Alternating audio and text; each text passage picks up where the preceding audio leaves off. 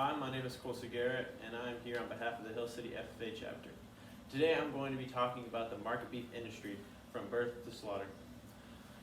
I've been born and raised on my family farm in northwestern Kansas, and that has given me a lot of inside knowledge on the market beef industry, especially in our local county fairs, where I have taken a number of projects from swine to market beef to the fair.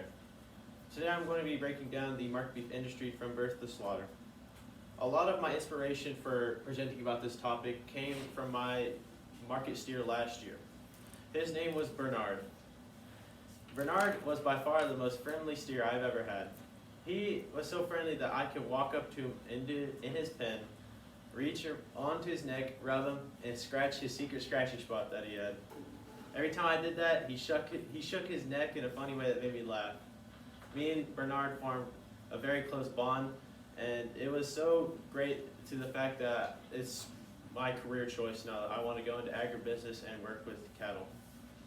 But for this speech today, I want to talk about the entire process of the market beef industry from birth to slaughter.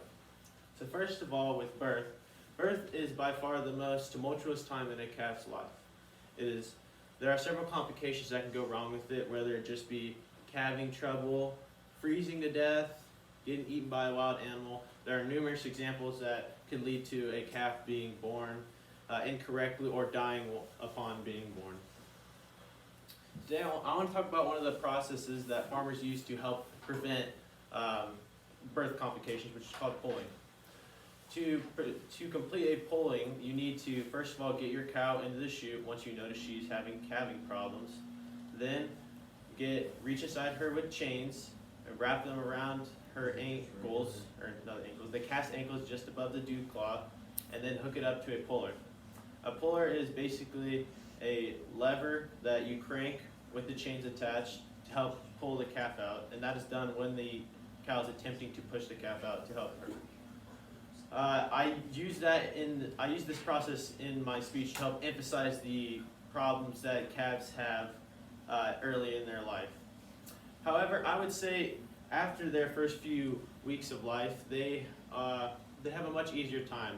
They're faster, more agile, so that not only allows them to play with their friends that they've made, but it also allows them to outrun predators and get back to their mothers when they're in danger. Secondly, I want to talk about weaning to finishing. Weaning is a process where calves are separated from their mother to help them put on weight and get them from a milk diet to a more grain or grass diet. This is done by farmers to help them put on more weight and pounds to get them ready for slaughter. There are two different ways you can wean your calves. First of all is a feedlot, and secondly is a pasture. Feedlots are a much more efficient option, taking only about 14 months, but they don't produce the same high quality meat as pastures do. Feedlots are where calves are kept in smaller enclosed pens with several more calves, and they are fed daily by farmers, whether that be with feed trucks or by hand pitching hay, depending on the size of your operation. Pastures are the other option. They are just keeping calves in pastures and sometimes giving them hay bales and other stuff to help proceed their growing. Personally, my family operation uses a combination of the two. Right now we have some calves in pens that go out to a creek feeder daily where they can go eat as much grain as they want. And we have some calves that are in pastures where we take them bales when they need it. Thirdly, I want to talk about the finishing to slaughter.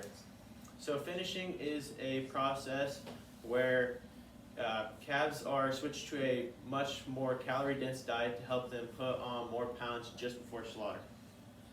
Finishing is a very important part in a farmer's operation, and it can usually be the difference between making a decent profit and a significant profit based on how much weight they put on in that time period.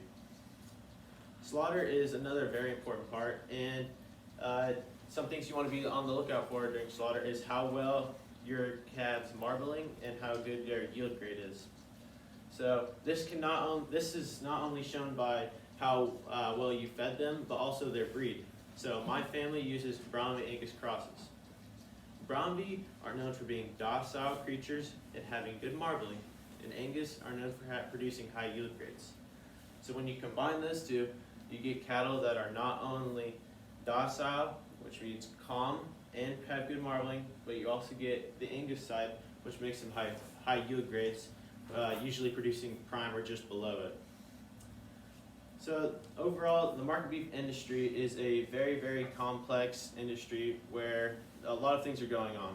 Not just the calves being born and not just the weaning, but there's a lot of stuff going into it. But I think that it's a very important part of not only America's economy, but the world's economy, and is a big part in feeding the world. Thank you.